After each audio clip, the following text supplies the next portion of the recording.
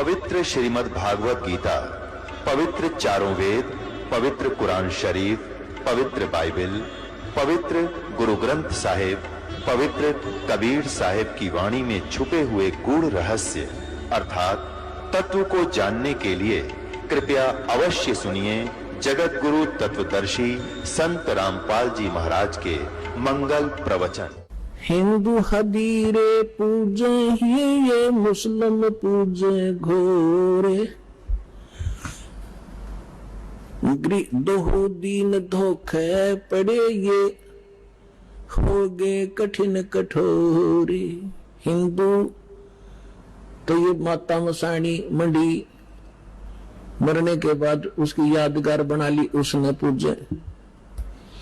और मुसलमान पूजते हैं उन दरगाहों को जहां कोई संत फकीर पीर रहा हो, उसकी मृत्यु के बाद यादगार बना दी।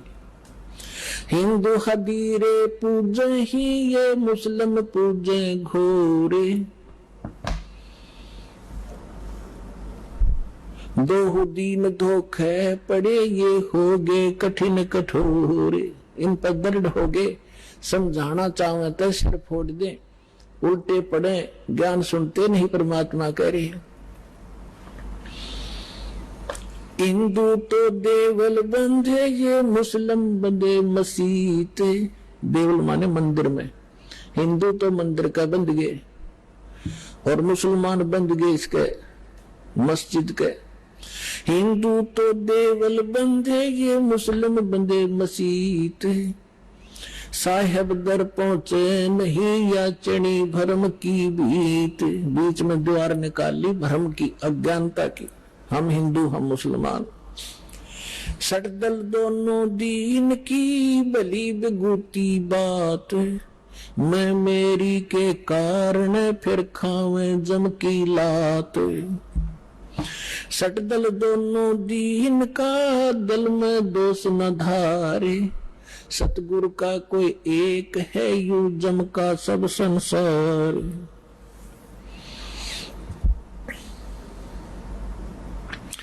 अदम उदाहरण संग है कर प्रतीत पिछाड़े, हृदय माथे की गई पूजे जड़ पाषाण।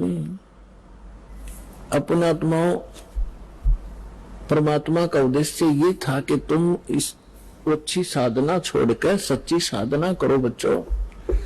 अब मुसलमानों को कहा करते थे काशी जोरा दीन का ये काजी खलस करते, गरीबदास उस सरे में झगड़े आन पड़ते। सुन काजी राजी नहीं आपे अलय खुदा, गरीबदास किस हुक्म से तन पकड़ पछाड़ी गाय। अब परमात्मा कहा करते थे कि तूने किसके आदेश से गाय मार दी। उस परमात्मा का आदेश जिसने 6 दिन में सृष्टि रची और 7वें दिन तख्त पर जा बैठा, आप उसके आदेश का पालन करो। वो है अल्लाहु अकबर। परमात्मा स्वयं आए हुए थे, वो बता रहे थे। और इसी परमात्मा की जानकारी है बाइबल के अंदर उत्पत्ति ग्रंथ में। उसमें स्पष्ट किया है कि 6ठे दिन परमात्मा ने मनुष्यों की रचना की, उससे पहले सभी जीव जंतु उत्पन्न कर दिए। और उस मनुष्य को परमात्मा ने अपने जैसा पैदा किया, अपने जैसी शकल का, मनुष्य जैसा। तो परमात्मा मनुष्य जैसा है। और उसने आदेश दे दिया उस परमेश्वर ने कि तुम सभी के लिए, जो अन्य प्राणी हैं उनके लिए छोटे छोटे बीजदार, छोटे छोटे घास फूस के पौधे, और मनुष्यों के लिए बीजदार पौधे और फलदार वृक्ष, नथिंग एल्स। मांस खाने का आदेश उस परमात्मा का नहीं है। आगे आपकी कुरान शरीफ में ये थी, उस परमात्मा के स्थान पर किसी अन्य फरिश्ते का आदेश तुमने लिख लिया है, तो उस परमात्मा का आदेश नहीं है, उसके आदेश का पालन करो। अब क्या बताते हैं परमात्मा, गौ हमारी माता है, गौ हमारी माता है, पीवत जिसका दूध। पहले भैंस कम होती थी, सबके घरों में गायें होती थी। अब जिसका हम दूध पीते हैं, प्रथम जननी जो होती है उसका दूध पीते हैं, वो माँ कहलाती है। फिर हम गाय का दूध पीते हैं तो वो भी माँ हुई, भैंस का दूध पीते हैं तो वो भी माँ हुई, और फिर माँ को मारे जो तुम्हें दूध पियावे और उससे को काटो और खाओ। अरे बुद्धि भ्रष्टो। अब क्या कह रहे हैं परमात्मा, गौ हमारी माता है पीवत जिसका दूध, गरीबदास का जी कुटल तन कत्ल किया औजूद। गौ अपनी अम्मा है तापर छुरी नबा, गरीबदास घी दूध को सब ही आत्म आवे। ऐसा खाना खाइए माता को ना पीड़े, ऐसा खाना खाइए माता को नहीं पीड़े। गरीबदास दरगाह सर तेरे गल में पड़े जंजीर। अब क्या परमात्मा क्या कहा करते थे कि काजी पटक कुराने को उठ गए सिर पीटे। गरीबदास जुल्हे ने इस धानक ने कैसी बात कही अदीठ। अदीठ माने हमने कभी सुनी नहीं ये बात, ऐसी ऐसी बकवाद कर रहा है ये। और गुस्से में होकर उठ कर काजी चले गए। उस दिन सिकंदर लोधी दिल्ली के बादशाह बनारस में गए हुए थे, क्योंकि सिकंदर लोधी दिल्ली का जो सम्राट थे उसके अंतर्गत ये सभी भारत के छोटे छोटे राज्य राजा उसी के अधीन थे। उसमें दिल्ली का जो शासक था सिकंदर लोधी था, वो मुसलमान था। और काशी का नरेश था वीरदेव सिंह बघेल हिंदू, वो दिल्ली के बादशाह के अधीन थे। तो अपने अन्य स्टेट में संभालने के लिए ये सिकंदर लोधी यदा कदा जाता रहता था। तो जब जिस दिन वो सिकंदर लोधी वहां पहुंचा हुआ था, ये वार्ता तो उनकी पहले होती रहती थी, उस दिन सिकंदर लोधी वहां पहुंच गया। तो उस दिन मुसलमानों का दाव लग गया कि आज इसकी कंप्लेंट कराएंगे। ये वीरदेव सिंह बघेल तो हमारी बात सुनता नहीं, क्योंकि ये तो इसका सेस हो चुका है।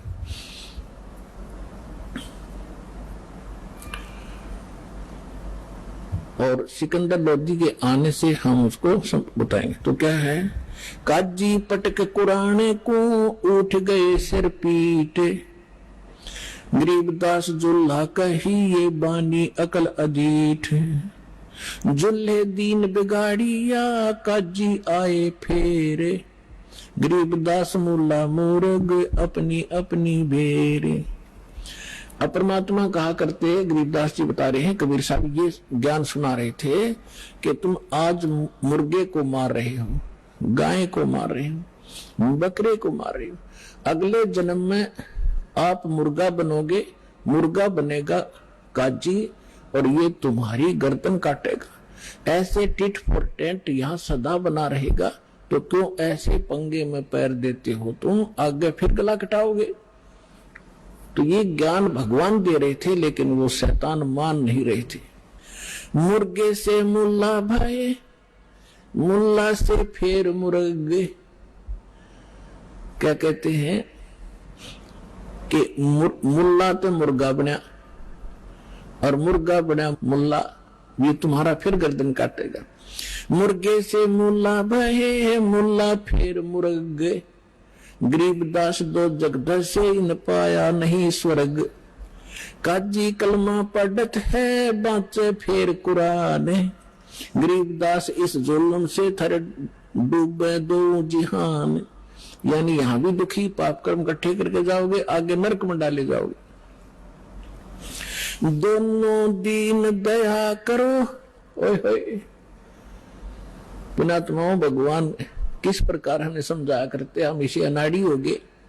दोनों दीन दया करो तुम मानो बचन हमारे, गरीबदास सूर गऊ में एक बोलन हार।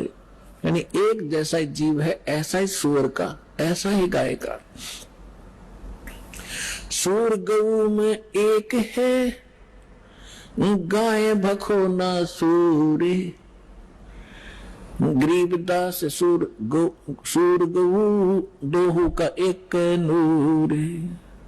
मुल्ला से पंडित भये है, पंडित से भय मूल। गरीबदास तज बैर भाव, तुम कर लो सुलम सूल। कि तुम आपस में प्यार से रहो, आपस में कंप्रोमाइज करो, किसी को दुखी ना करो, मारो मत, आपस में लड़ो मत। हिंदू झटके मारे हैं, ये मुस्लिम करें हलाल। गरीबदास दोनों धर्म का वहां होगा हाल बेहाल। अब हिंदू तो ये कहते हैं हम एक ही झटके से सूअर को काट देते हैं या बकरा काट देते हैं, जो बलि चढ़ाते हैं उसमें उसको पीड़ा नहीं होती। और हिंदुओं के जो बलि चढ़वाने वाले गुरु कहते हैं हम एकदम झटके से मार देते हैं और उसको पीड़ा नहीं होती। और मुसलमान क्या कहते हैं, हम तो धीरे धीरे प्यार से काटते हैं और कलमा पढ़ते रहते हैं और धीरे धीरे प्यार से काटते हैं। परमात्मा कहा करते यदि देखो चाहे झटके तो मार दो चाहे धीरे धीरे मार दो, उसकी जान तो गई। ला तुम्हारी गर्दन काटे, किसी तरह कहोगे उसी तरह काट दूंगा, आओ एक जना। बकवास करते तो हमने ज्ञान नहीं केवल बकवास भाई, भगवान ने समझाया तो हम उनके दुश्मन बन गए। रब की रूह मारते ये खाते मोरे मोरे। गरीबदास उस नरक में खुन्नी को नहीं ठोरे। उगोड़े ऊंट अटक नहीं ये तीतर क्या खरगोश है। गरीबदास ऐसे कुकर्मी से वो अल्लाह है 100 कोस से। तुम सब सोचे हो भगवान पालेंगे, 300 रोजे खून करत हो कैसे हो दीदारा। दिन में तो रोजे रखे और सांझ पड़ी जब मुर्गी मारी। खाक भक्ति है तुम्हारी, दिन में तो भूखे मरे भगवान के लिए और शाम में भगवान की वह मूर्ति काट दी, भगवान का बनाया हुआ मुर्गा। एक बाबा जी साधु संत जा रहा था, रास्ते में एक झोंपड़ी थी, उसमें कुछ व्यक्ति एक देगची में कोई वस्तु उबाल रहे थे, पका रहे थे। उस संत ने पूछा कि क्या बना रहे हो भक्तों? उन्होंने कहा बाबा जी महाराज जी मुर्गा बना रहे हैं। उसने कहा अच्छा भाई मुर्गा बना लेते हो तुम? हाँ जी दिखाना। उन्होंने ढक्कन उठा कर देखा, उसमें वो मांस उबालन लग रहे, उसकी हाड उड अंदर ही उबलन लग रहे और उसकी पांख पड़ी बराबर में। वो कहने लगा रहा बना तो भगवान ने रखा था, तुमने तो बिगाड़ दिया। यू तुमने बना तो भगवान ने रखा, तुमने बिगाड़ दिया, इसका सारा नाश कर दिया। अब आगे परमात्मा क्या कहते हैं, अब कैसे खाओ, क्या भोजन खाओ? बासमती चावल पके, बासमती चावल पकाओ, गरत खांड टुक डारे। घी और खांड डालो उस चावलों में। गरीबदास करो बंदगी, भाई कूड़े काम निवारे। भक्ति करो, बुढ़े काम छोड़ दो, ये बुरे काम छोड़ दो। बासमती चावल पकाओ, गरत खांड टुक डारे। गरीबदास करो बंदगी, कूड़े काम निवारे। फुलके धोवा दाल कर, तुम हलवा रोटी खाओ। गरीबदास का जी सुन, मिट्टी मांस ना पकाओ। कहते बढ़िया दाल और बढ़िया फुलके बनाओ, हलवा रोटी खाओ, काजू किस्मत सेब संतरे खाओ। ये अड़ंगा क्यों खाते हो, पाप के भागी क्यों बनते हो? अपना आत्माओं आप जी को इसके साथ साथ दास वो ज्ञान सुनाना चाहता है जो परमात्मा सुनाया करते थे, दोनों को समझाया करते थे। अवगत महल की सुन बात, एक का एक संग ना साथ। क्या बताते थे कि यहाँ से जब तुम जाओगे ना तुम्हारा भाई साथ जाएगा, ना बेटा साथ जाएगा, ना माँ साथ जाएगी, ना पत्नी, ना कोई संपत्ति साथ ले जाओगे। अवगत महल की सुन बात, एका एक संग ना साथ, जासे हुआ सकल जिहान, ओंकार पंच विमान, ब्रह्मा विष्णु शंकर आदि, अवगत ध्यान सुन समाद। फिर बताते हैं, माया मूल का है बास, जोरा काल हंस गिरा से, अंसा कौन विधि छूटे, के जोरा काल तिसे लूटे। कि कैसे तुम्हारा छुटकारा होगा, काल तुम्हें भ्रमित कर रहा है, तुम्हारी पुण्य कमाई को वह स्वर्ग में लूट लेता है। फिर उत्तर देते हैं, सतगुरु मिले संत सुजान, तो या मिटे आवादान, नेमी नेम कर भूले, उर्दमुख पीहिंग कस झूले। पंच अग्नि लगावे पीठ, सोदा ज्ञान सकल बसीट, मुंडित जट्टा जोटन बेख, डूबा सकल बिना विवेक। बिना ज्ञान के ये सब डले ढोरे हैं। क्या कहते हैं कि कोई तो ऊपर को पैर करके नीचे को सिरासन पर खड़े होकर, जैसे भस्मागिरी जैसे निकम्मी आत्मा सिरासन पर 12 वर्ष तक खड़ा रहा और भगवान शिव की पूजा करे, उसी का पुजारी। और भगवान शिव ने पूछा, भाई क्या मांगता है, मांग। कहा कि वचनबद्ध हो गया। और क्या मांग गया कि भस्म कड़ा दे दो। किस लिए तपस्या कर रहा था कि शिव जी ने मार दूंगा, पार्वती ने पत्नी बनाऊंगा। ऐसे दुष्ट तो अरे इसी तगड़ी साधना करते दिखेंगे तो तगड़ा भगत होगा। तो परमात्मा कहते प्रथम तो ये साधना शास्त्र विरुद्ध, और फिर तत्व ज्ञान बिना ये विकार मिटे नहीं। नेमी नेम कर भूले, उर्दमुखी पीहिंग कुछ झूले। कोई तो ऊपर न पैर करके नीचे निसर, या कोई पींग ऐसे झूला सा डालकर उसमें खड़े होकर तपस्या करते हैं। कोई पंच अग्नि लगावे पीठ, सोदा ज्ञान सकल बसीठ। कोई पांच धोने लगाकर बीच में बैठ जा डोंगी, और कख उसने पता नहीं है। कहीं वेद और गीता में ये साधना दो डले डोया करते, राम देखा करते। मुंडित जट्टा जूटन बेख, डूबा सकल बिना विवेक। एक तो मुंडित कति उस तरह फिरवा के और लाल कपड़े पहन के कति बैठा ने सोचा साधु पड़ा होगा, और एक बड़ी बड़ी जटा रखा कर गल में माला मूला पैर कर दिखा महापुरुष होगा। उसके विषय बता रहे थे, मुंडित जट्टा जुटम बेख, डूबा सकल बिना विवेक। और अलोनिया खाते नहीं लोन, जीजे पीठ तिस गौन। जरने बैठते हैं मूड, जिम्मे पंचग्रा समरूड। एक है गुफादारी सिद्ध, सो तो पड़े जम के बंद। कुटीचर मांगते हैं चून, जन्म न भोया जन्म न बीजा बोया बोन। अर्पण करें वो इचार को, पोथी लिए खरका बार।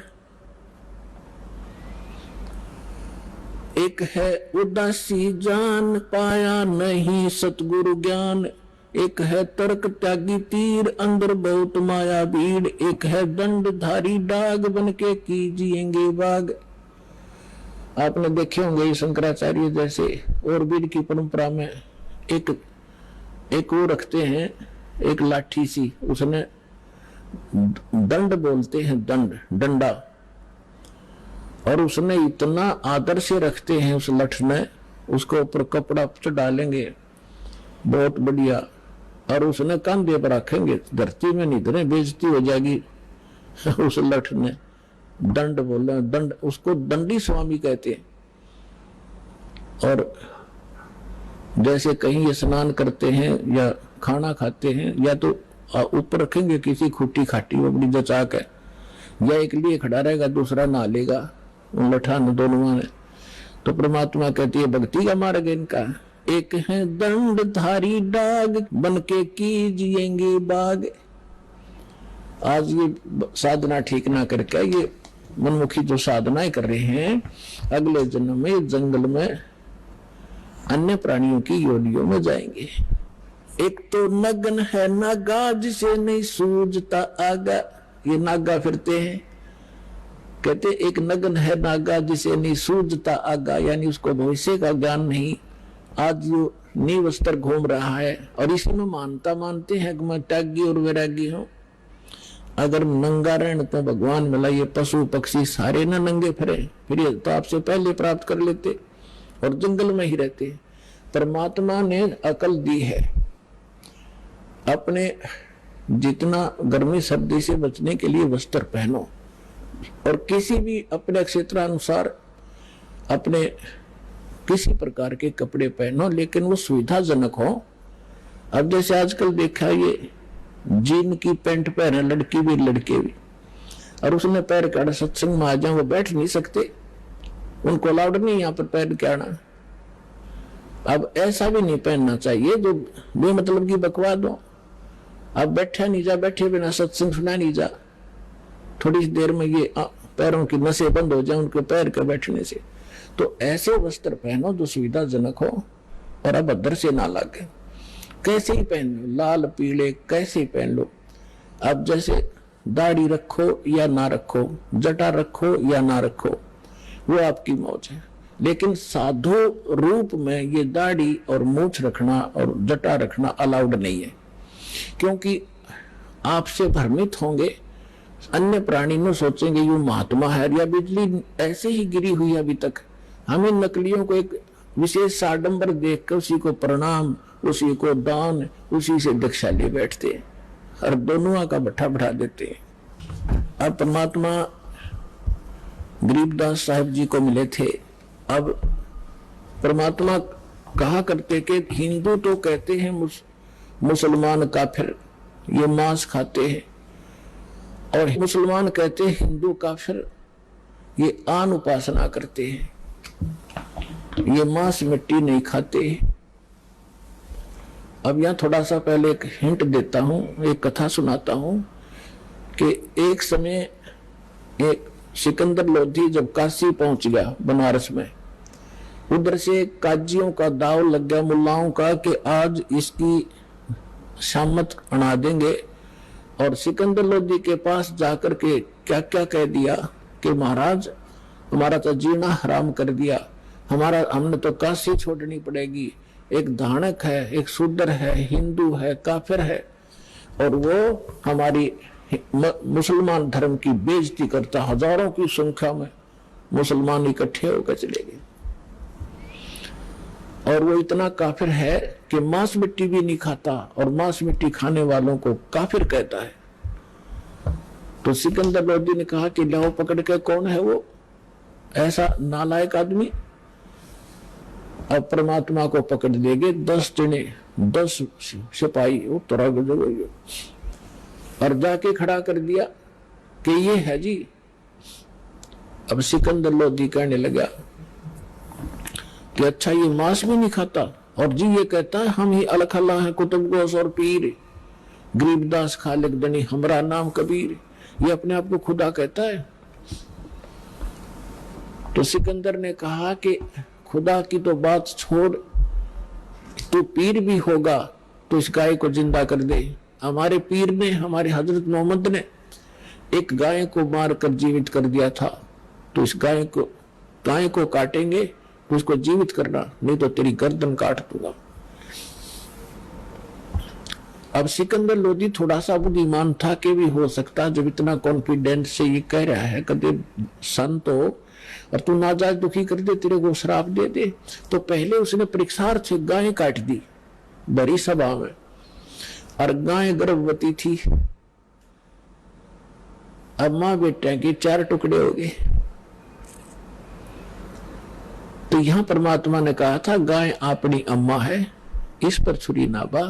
गरीबदास की दूध ने सभी आत्म खा। अरे निकम्यो, यह गाय ना मुसलमान को मना करती दूध से, ना हिंदू को।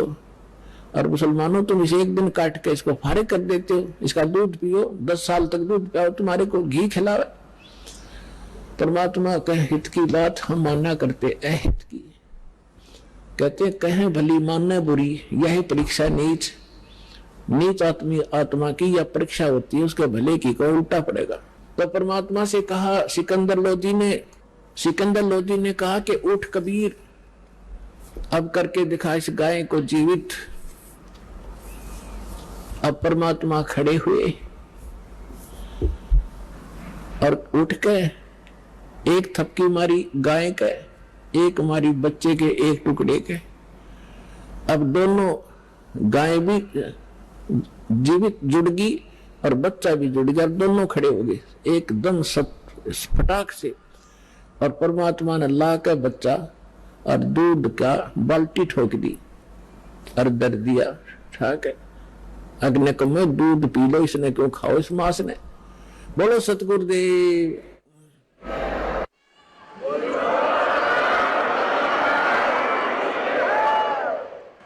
हम ही अलख अल्लाह हैं।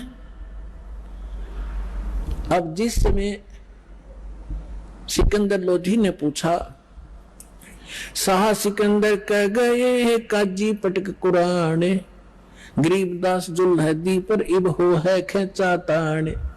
अब गरीबदास जी बता रहे हैं कि सिकंदर लोधी के पास पहुंच गई है सारे काजी और मुल्ला मुसलमान औरों को लेकर के। कहते हैं इब उस परमात्मा के साथ खेचा तान कर रहे हैं।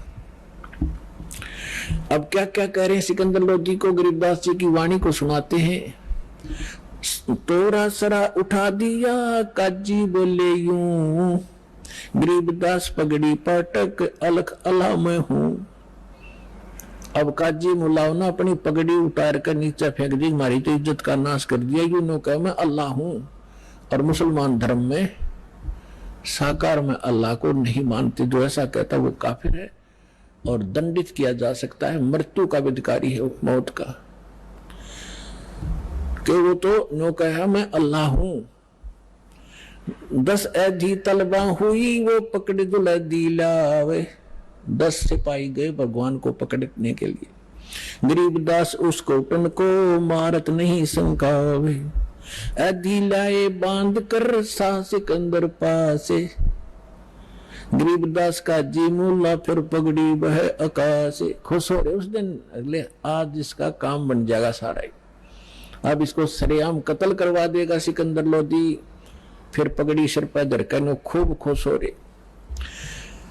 काजी 5000 हैं ये मुल्ला पिटे सी से। गरीबदास ये जुल्हदी का फिर बिस्वे बी से। हमारी मिहर दया इसका नहीं। देखो सारी उल्टी रीत। अब क्या कह रहे हैं वो काजी मुल्ला कि हे भगवान इसका दया नहीं, अरे मांस इतना निर्दयी है, मांस मिट्टी भी ना खाता। देख इनके काम बुद्धि भ्रष्टों के। जो मट्टी मांस नहीं खाता वो तो निर्दयी, और जो मांस जो मुर्गी खावे, बकरे खावे, गाय खावे, और वो देवता। मेहर दया इसका नहीं ये मिट्टी मांस न खाए। गरीबदास मांस पकाओ और मोमन लो बुलाए। इन्होंने क्या स्कीम बनाई थी कि आज इसको मांस खुआवाएंगे और गाय का खिलाएंगे, और नहीं तो इसकी गर्दन काट देंगे। ये तैयारी कर रहे। तेरा गजब है।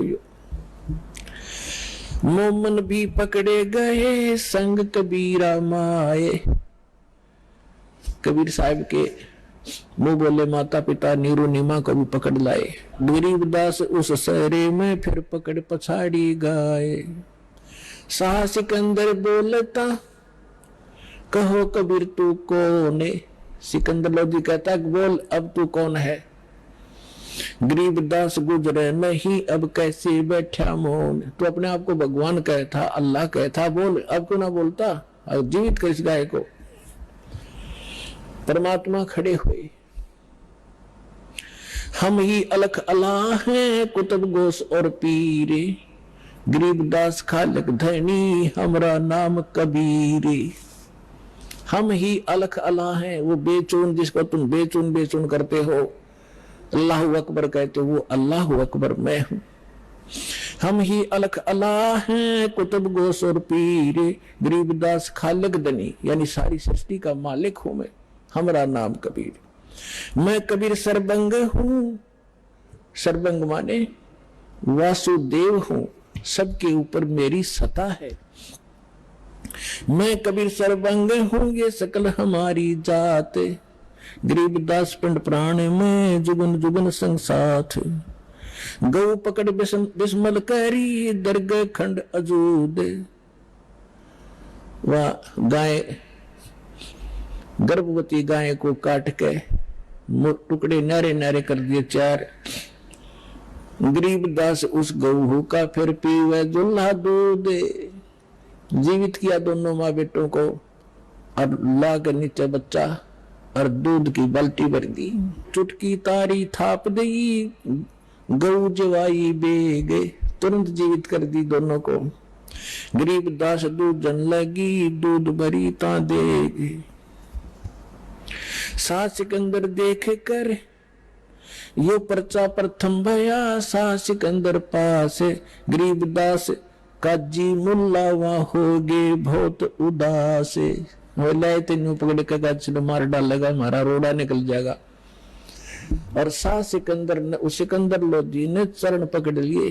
परमात्मा ऐसे खड़े हैं और उनको इतना एक तेजो में स्वरूप दिखा जो आसमान तक अड़ा हुआ था, शीश आकाश में मालिक का। सिकंदर लोधी देख के अल्लाह का स्वरूप सामने खड़ा, चरणों में गिर गया, दंडवत प्रणाम करी मुकुट समेत दिल्ली के बादशाह ने। सा सिकंदर देखे करे बहुत बे मुस्कीन, गरीबदास गत शेर की वहां थर के दोनों दीन। खड़े रहे जो खम्ब गति सा सिकंदर लोटे। परमात्मा खड़े हैं दृढ़ होकर और सिकंदर लोधी दंडवत प्रणाम कर रहा है। अब फिर परमात्मा कहते हैं अगरम अगरम छाड़ दो तुम मान हमारी सीख। गरीबदास कैसा से बंक डगर है लीक। काजी मुल्ला उठ गए सा कदम जदली ने। गरीबदास उस दुल्हे दिक का ना कोई सरवर की ने। अब क्या बताते हैं कि जब सिकंदर लोधी ने परमात्मा के चरण दे लिए तो वो सारे चले गए जादूगर है, इसने राजा को भी अपने कंट्रोल में कर लिया। तो पुण्यात्माओं,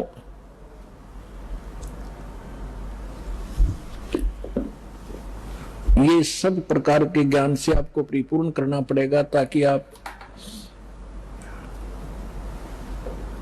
परमात्मा की महिमा और उसके साथ साथ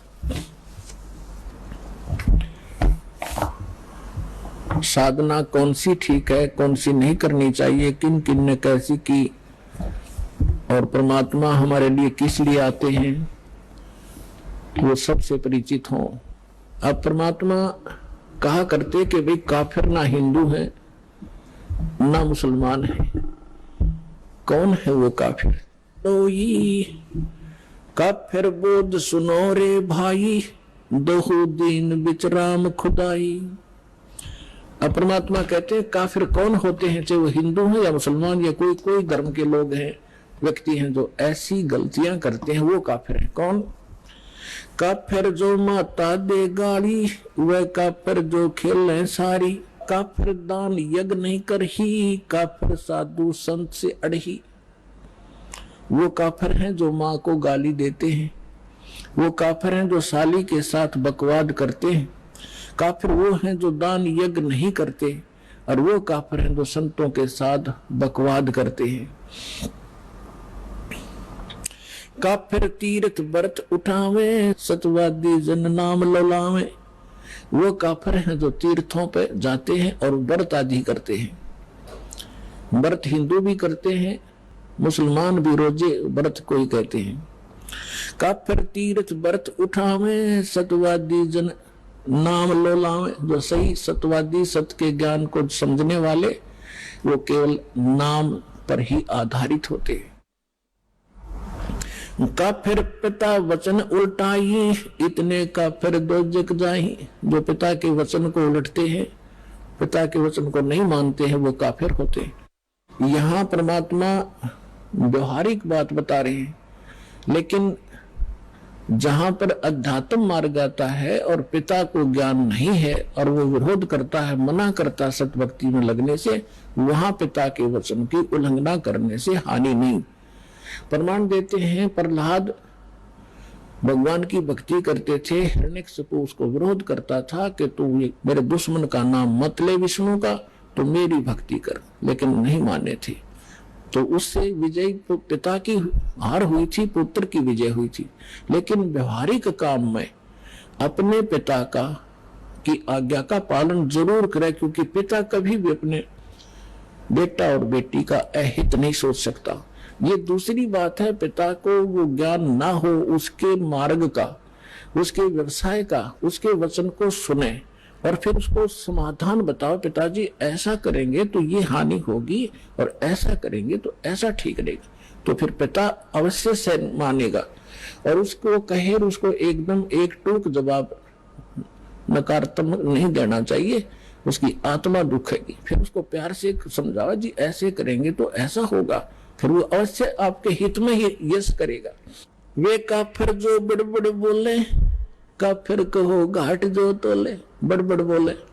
ये ज्ञान किसी ने है नहीं, अटपट पूरी आरती सुना देंगे, को दोहे सुना देंगे, श्लोक घोट रखे हैं, पता नहीं कितनी वाणी सुना देंगे। तो काफिर सो जो बड़बड़ बोले, काफिर कहो जो घाट जो तोले। जो डंडी मारता है ना, कम तोल में देता है या मिलावट करता है, कहती इसे व्यक्ति होते हैं काफिर। वो काफिर ने हत्या रखे, वो काफिर पर दारा तक, जो ब्याज लेते हैं वो काफिर होते हैं। पुण्यात्माओं, परमात्मा की मर्यादाओं से अपरिचित हो, परमात्मा के मार्ग में आने के बाद हमारी आंखों का जो अज्ञान वाली आंखों का मोतियाबिंद था वो साफ हो गया। उसके बाद हमें दूर तक दिखाई देने लगा। प्रारंभ में जब हमने इस मार्ग को प्रारंभ किया, हमने एक जीप फाइनेंस कराई थी। हमारे भक्त जीप फाइनेंस कराने के लिए फाइनेंसर के पास गए रोहतक, तो उसका एक भाई जज स्वयं वो फाइनेंसर का मतलब है ब्याज पे पैसे दिया करता, प्राइवेट फाइनेंसर था। तो जैसे तैसे उसे हमने जीप ली। फिर हमारे भक्त जहां भी जाते हैं वो समझाने की चेष्टा करते हैं। कई बार उसके पिताजी बैठे मिल जाते थे उसके वहां पर, जब किस्त भरने जाते थे, तो जिक्र चलता था कि हम भी भक्त हैं, तो वो भी कहा करता हम भी भक्त हैं, हम भगवान शिव के, विष्णु जी के भक्त हैं, माता के भक्त हैं, हम भी भक्ति करते हैं। हमारे भक्त समझाया करते, जी ये साधना ठीक नहीं, आप हमारे गुरु जी से दीक्षा लो। वो कहने वाह भाई वाह, आज जो सुख मेरे घर में है ना, किसी के पास नहीं। एक बेटा जज लगा है, बेटे की पत्नी जज लगी है, और एक पुत्र ये फाइनेंस का काम करता, आज मेरे जैसा सुखी नहीं। और पुण्यात्माओं, दास बार बार परमात्मा के विधान से परिचित कराता है आपको कि जब तक पूर्व जन्म की बैटरी चार्ज रहेगी, चाहे चार्जर ठीक भी ना लग रहा हो, चाहे वैसे किसी बिना बिजली के स्विच में ला रखा हो और न सोचा चार्ज हो रहा है, जब तक वो बैटरी चलेगी तो सब सुविधाएं उपलब्ध होंगी, पंखा भी चल रहा होगा, बल्ब भी जग रहा होगा। और जब वो बैटरी खत्म हो जाएगी, वह डिस्चार्ज होगी, एकदम सारी सुविधा समाप्त हो जाएगी। अब कुछ दिनों के बाद पता चला, पेपर में आया कि उसी परिवार ने जो ब्याज लिया करते थे, और ब्याज भी 10-11%, थोड़ा को नहीं। अब ब्याज लिया कर, क्या हुआ कि पेपर में क्या आई, समाचार मिला कि एक जज, एक फाइनेंसर और जवाहरलाल नेहरू कैनाल में डूब कर मर गए। भक्तों को पता चला, वो भी शोक व्यक्त करने, क्योंकि हमारी किस्त कास्ट पूरी होनी थी, पर वो जान पहचान सीध की हो रही थी। तब पता चला कि उसमें उन्होंने कोई धार्मिक अनुष्ठान कराया था, कोई गुरु बुला के,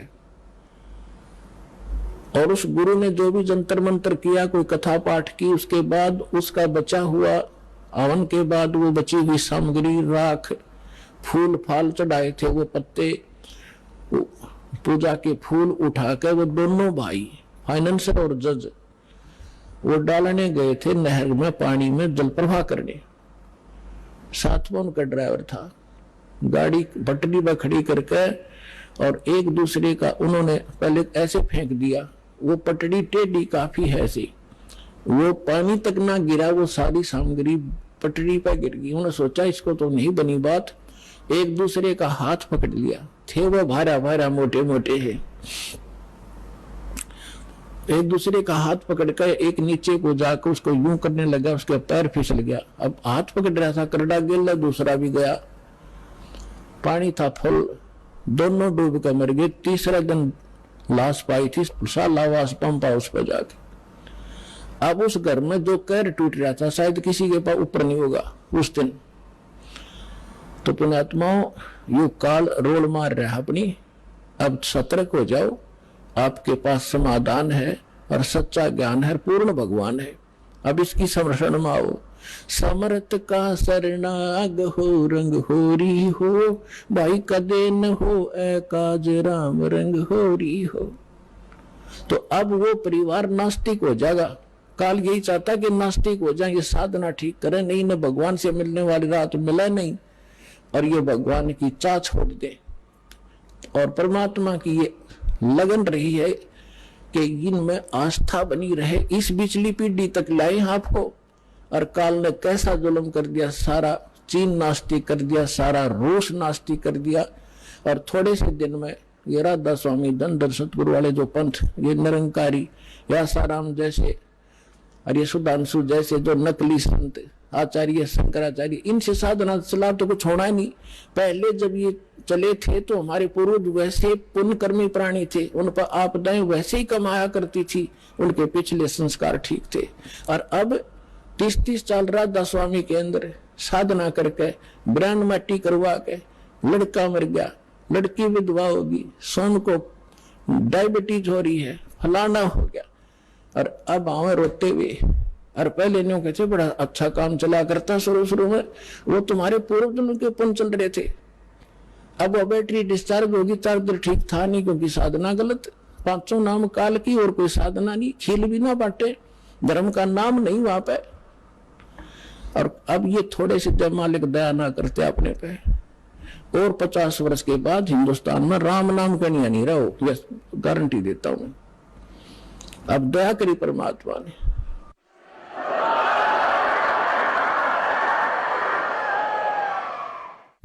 वह काफर ऋण हत्या रखे, वो काफर जो पर्दा ताके, काफर सवाल सुखन को मोड़े, काफर प्रीत नीच से जोड़े।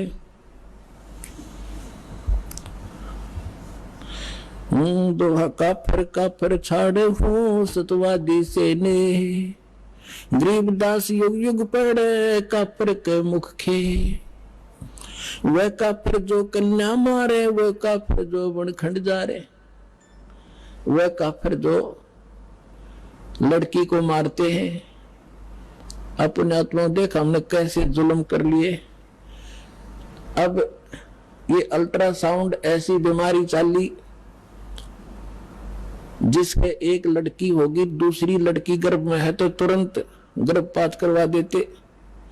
अब तो सरकार ने थोड़ा कंट्रोल कर रखा है, ये अल्ट्रासाउंड वगैरह ये नहीं बताते लड़का है लड़की। तो गर्भ में बेटियों को मारने लगे, क्यों बता? बेटी कोई दो आप लड़के से ज्यादा खाती है, तो कारण क्या था कि हमने अपनी परंपरा बिगाड़ ली। और ये बिगाड़ते हैं मायाधारी मस्करे। आप देखते हो इन फिल्मों के अंदर कोई बारात दिखाते हैं और वो उसमें फिल्म में क्यों उनकी तो बनावटी बकवास है, फिल्म दिखाते हैं और 1 किलोमीटर तो तू करने वाले आगे पाछा डीजर फंड दिखावे। अब वो आगे देखते देखते हमारे आम जनसाधारण में आ गई। ये मायाधारी मस्करे लड़कियों को लागे ज्यादा धन, मोटरसाइकिल कार दे दी, फलान दे दी। अब गरीब की बेटी उसने देख कर आवे, अपनी माँ ने बतावे अकवा फलाने की बेटी इतना लेगी है। अब माँ का फिर अपने पति थे, बेटी ऐसे बोल रही थी। अब पिता कोई बालक थोड़ा ही है, वो भी समझता है कि मेरी बेटी क्या चाहती है, तो ना चाहते हुए उसने उतनी फॉर्मेलिटी करनी पड़े, चाहे सस्ते तो सस्ती कैसे भी हो, वो आइटम पूरे करने लग गए। अब गरीब आदमी मुंह मारेगा लड़की को कि लड़की के फिर ब्याह में खर्च, फिर लड़का हो गया, बालक हो गया, फिर ये पी लिया और एक नया मुकदमा शुरू कर लिया, फिर कुआ पूजना। अरे पूजना चाहिए भगवान, माथा मारे कुएं में जाके, कुएं में पड़ के मरोगे। तो ये सारी बकवाद हमने परंपरा गलत बना ली। अब इन परंपराओं को हटाएंगे। भगत का पहला कर्तव्य है इन बकवादों को छोड़ना पड़ेगा। परमात्मा के मार्ग में हम हल्के होकर चल सकते हैं। सफर में कोई गठड़ी बांध के और ज्यादा वजन उठा कर चलना चाहे कभी नहीं चल सकेगा। तो इसलिए तो ये कहते हैं वो काफिर जो कन्या मारे और वो काफिर जो बनखंड जा रहे। आइए अब हम उन श्रद्धालुओं के अनुभव जानते हैं जो जगत गुरु तत्वदर्शी संत रामपाल जी महाराज जी से दीक्षा प्राप्त कर चुके हैं तथा उनके द्वारा बताए गए भक्ति मार्ग पर चल रहे हैं। नमस्कार सर। सच्चाई। सर क्या नाम है आपका? राजू दास। राजू जी आप कहाँ से हैं? मैं गांव डाबोदा खुर्द, जिला झज्जर, हरियाणा से। संत रामपाल जी महाराज से नाम दीक्षा आपने कब ली? मैं 10 तारीख 5वां महीना 2017 को। संत रामपाल जी महाराज से नाम दीक्षा लेने से पहले क्या आप कोई भक्ति साधना भी करते थे? हाँ सर, मैं अपने जो पारंपरिक साधना थी, गांव में मंदिर में जाना दादा छोटे वाले पे, और मैं फरीदाबाद से सुदर्शनाचार्य जी से नाम दीक्षा ले रखी थी। मुझे इनसे कोई लाभ नहीं हुआ था। 12 साल पहले हमने अपने मामा जी के थ्रू फरीदाबाद से सुदर्शनाचार्य जी से नाम दीक्षा ली थी, जो वैष्णवपंथी महात्मा थे और अपने आप को कहा करते थे कि बेटा हम पिछले 7 जन्मों से विष्णु जी की भक्ति करते आ रहे हैं। तो जब तक मुझे ऐसा कुछ ज्ञान नहीं था, क्योंकि मैं छोटी उम्र में था, जब से मैं 4वीं-5वीं कक्षा में था। राजू जी संत रामपाल जी महाराज की शरण में आप कैसे आए? मगर जी मैं स्कूल में पढ़ता था, जब 7वीं कक्षा में था तो एक मेरे गांव से भगत थे आसाराम, वो टीचर थे मैथ के। तो ऐसे भी बच्चों को पढ़ाते थे। वो बच्चों को पढ़ाते पढ़ाते कई बार परमात्मा की चर्चा भी कर देते थे। तो एक बार उन्होंने कहा कि भाई तुम भक्ति साधना करते हो कुछ? तो बच्चे कहने लगे हाँ सर हम करते हैं, हम मंदिर में जाते हैं, ऐसे जाते हैं। सबने कहा, हमने भी कहा। तो वो कहने लगे कि आपसे एक बात पूछूं? हमने कहा कि पूछिए सर। तो उन्होंने कहा कि ब्रह्मा विष्णु महेश के माता पिता कौन है? तो इतना कहते जो अन्य बच्चे थे वो हंसने लगे सर की बात पे, देख कैसी बातें कर रहे हैं सर। तो मुझे इस बात से एकदम झटका लगा कि यार इन्होंने ये बात क्यों कही। तो वो कहने लगे कि भाई ब्रह्मा विष्णु महेश के माता पिता, दुर्गा इनकी माँ है। तो अन्य बच्चों ने तो उनकी बातों पर विश्वास नहीं किया, उन्हें तो ऐसे ही टाल दिया। तो भगत जी स्कूल आउट होने के बाद, मतलब क्लास खत्म होने के बाद मैं सर से पूछा कि सर आपने कहाँ से कहा? तो उन्होंने कहा कि भाई हमारे सदग्रंथों में लिखा हुआ कि ब्रह्मा विष्णु महेश के माता पिता और इनकी जन्म मृत्यु भी होती है। तो मैंने कहा कि सर ठीक है। उस भगत ने मुझे गीता तेरा ज्ञान अमृत एक पुस्तक दे दी। मैं खुद गीता पढ़ता था घर पे। तो मैंने वो गीता और संत रामपाल जी महाराज का ज्ञान दोनों एक साथ रख के, राइट और लेफ्ट की तरफ दोनों का ज्ञान मिला के देखा। जब भगत जी मैंने गीता का ज्ञान मिला के देखा संत रामपाल जी महाराज से, तो गीता का ज्ञान बिल्कुल, मतलब कि जो मैं भक्ति साधना करता था फरीदाबाद वालों से, उनसे बिल्कुल हटके थे भगत जी। उनकी साधना सारे विरुद्ध, जो मैंने गीता में प्रमाण देख के मैं अक्का बक्का रह गया कि यार जो मैं साधना कर रहा हूँ वो सारी शास्त्र विरुद्ध है।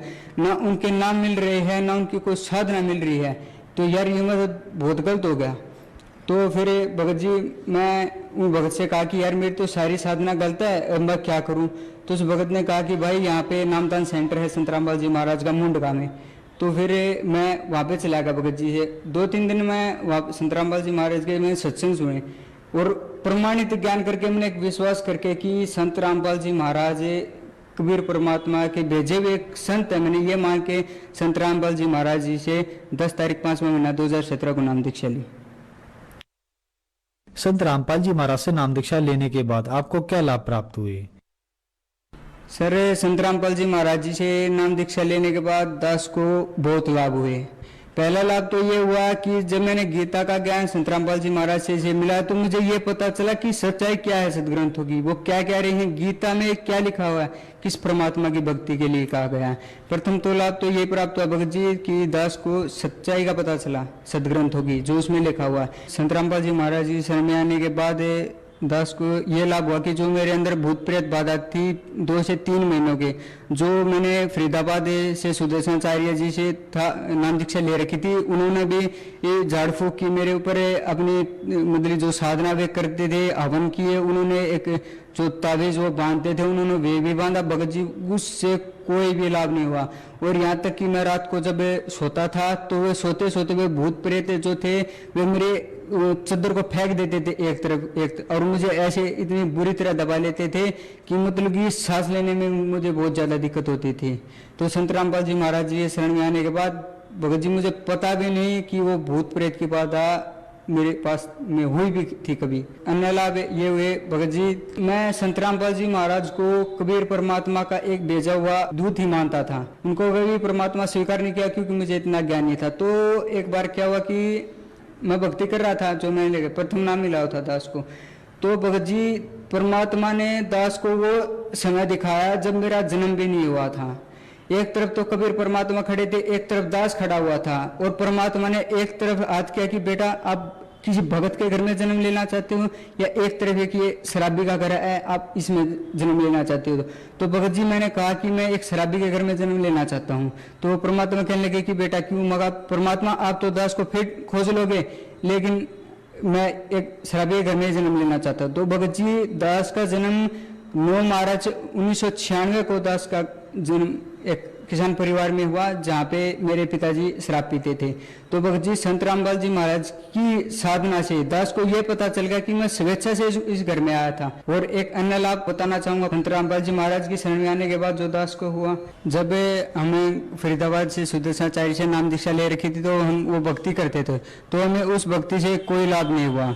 मेरी दादी थी जिसको गले की कैंसर हुई, कम से कम वो 3 महीने तक बहुत बुरी तरह तड़पते उन्हें अपना शरीर छोड़ा, और छोड़ने के बाद वो भूत बनी। जबकि वे फरीदाबाद वाले कहा करते थे कि हमारी साधना से बेटा आपकी जन्म और मृत्यु सदा के लिए समाप्त हो जाएगी।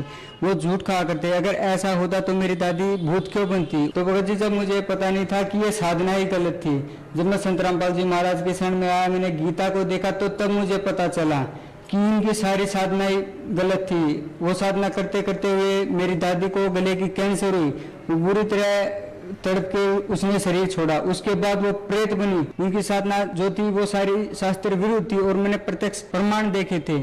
तो जब घर वालों को भी ये पता चला कि मैं संत रामपाल जी महाराज का शिष्य हो गया हूँ, तो घर वालों ने उनको फोन करके कहा कि ये ऐसे ऐसे संत रामपाल जी महाराज का शिष्य हो गया। तो उन्होंने क्या किया कि उनकी गुरु पूर्णिमा आई हुई थी, उस महीने में उनकी गुरु पूर्णिमा थी।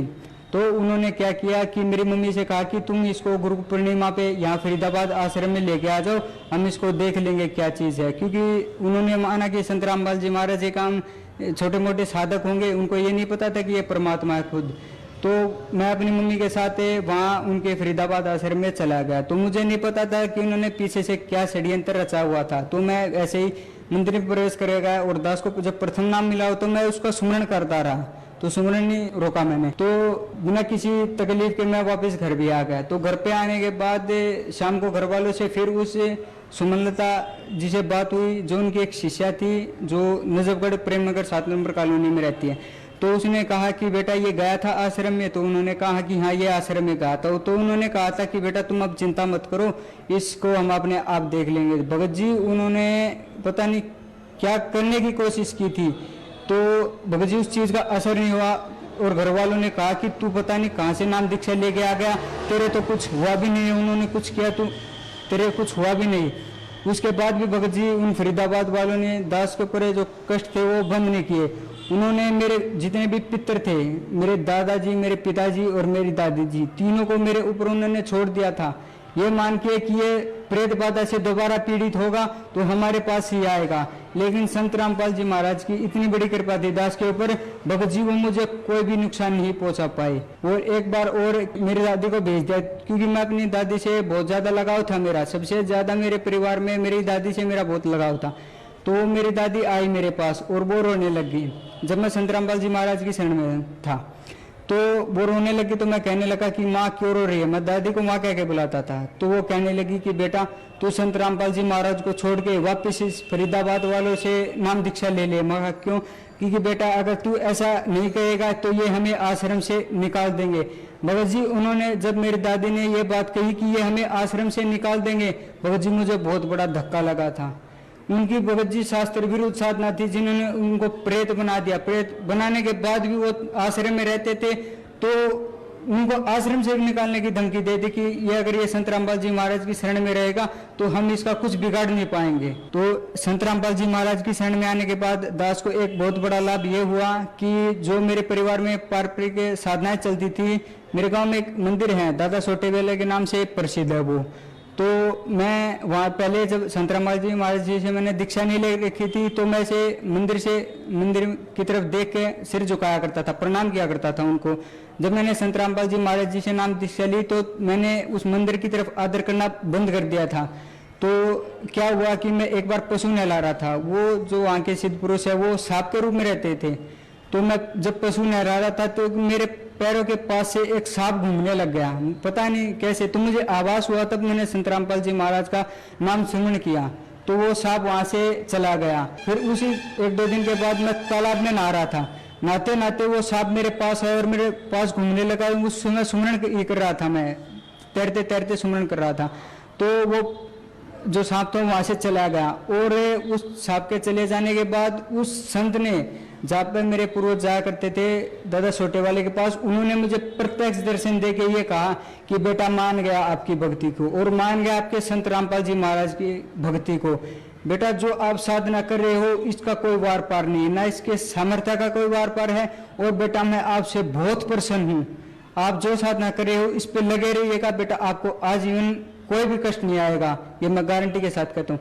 भगत जी मुझे सबसे बड़ा यही फायदा हुआ कि जहाँ मेरे पूर्वज जाया करते थे वहाँ के स्वयं उस संत ने मुझे ये कहा कि बेटा जिस शरण में तू गया हुआ है, जो भक्ति तू कर रहा है उसका कोई वार पार नहीं है, वो तुझे कभी कष्ट नहीं देगी और तू सदा सुखी रहेगा।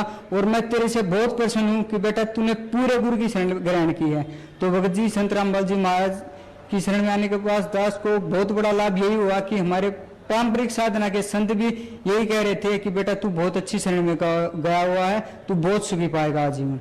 जो श्रद्धालु आज आपको देख रहे हैं, आप उनको क्या संदेश देना चाहेंगे? मैं उनसे ये कहना चाहूंगा कि मैंने नाम दीक्षा ले रखी थी सुदर्शनाचार्य महाराज जी से। उन्होंने जो मुझे नाम दीक्षा दी थी उन्होंने मुझे 3 नाम की नाम दीक्षा दी थी। ओम श्री भगवती वैसे वासुदेवाय नमः, ओम नमो नारायण, और एक नाम दिया करते कि बेटा जब ये 2 नाम आप परिपक्व कर लोगे तो तीसरा नाम आपको दिया जाएगा, जो आपको किसी को झाड़ा लगाओगे तब उस मंत्र का आपको प्रयोग करना पड़ेगा। तो भगत जी मैंने गीता से उनके नामों को मिला के देखा, उनका एक भी नाम, एक तीसरे नाम को छोड़ के कोई भी, वो एक श्लोक ले रखा था उन्होंने, उनका नाम भगत जी कहीं भी गीता में नहीं मिला हुआ। जबकि वे कहा करते कि बेटा गीता का ज्ञान सर्वधार्य है और एक श्री कृष्ण जी ने बोला। भगत जी उनकी एक भी क्रियाएं ना तो गीता से प्रमाणित ना किसी भी सदग्रंथ से प्रमाणित है। तो मैं भक्त समाज को और सभी को ये कहना चाहूंगा कि आप संत रामपाल जी महाराज जी के ज्ञान को एक बार सदग्रंथों से मिला के देखिए, आपको सच्चाई का अपने आप पता लग जाएगा कि क्या सच और क्या झूठ। सर, संत रामपाल जी महाराज से नाम उपदेश कैसे ले सकते हैं? सभी जगह संत रामपाल जी महाराज की दया से हर एक स्टेट में नामदान सेंटर खुले हुए हैं। आप जो सत्संग आते हैं संत रामपाल जी महाराज जी के टीवी चैनलों पे, तो उन चैनलों के नीचे से एक पीली पट्टी चलती है, वो पीली पट्टी चलने के वहाँ पे कॉन्टैक्ट नंबर होंगे, आप उनसे कॉन्टैक्ट कीजिए। आप वहाँ से बुक भी मंगा सकते हैं फ्री ऑफ कॉस्ट, और वहाँ से अपने नज़दीकी नामदान सेंटर का पता भी लगा सकते हैं। धन्यवाद सर। अच्छा।